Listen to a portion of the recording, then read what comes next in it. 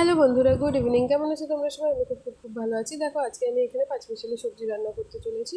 তো পাঁচমিশালি সবজি রান্না করার সময় প্রথমে আমি আলু, বেগুন, পটল, গাজর, বিনস সব রকমের সবজি যা যা তোমরা দিতে চাও সবটাকে ভালো করে ভেজে নিয়েছি। নেওয়ার পর এখানে আমি রাঁধুনি, সর্ষে আর আদা বাটা এবং একটুখানি পোস্ত বাটা দিয়ে দিয়েছিলাম। বাটা মশলাটাকে দিয়ে দেওয়ার পর এখানটাতে আমি কোনো হলুদ ব্যবহার করিনি।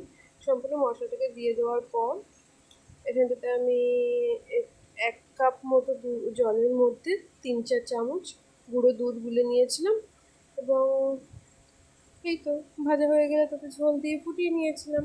হয়ে গেছে আমার পাঁচমিশালি তরকারি। এবং স্বাদ অনুসারে তোমরা চাইলে চিনি দিতে পারো, এটা অ্যাকর্ডিং টু ইয়োর টেস্ট। ওকে, তো এই দেখো পাঁচমিশালি তরকারি কেমন লাগলো অবশ্যই জানিও, এবং ভালো লাগলে চ্যানেলটিকে সাবস্ক্রাইব করে পাশে থেকো।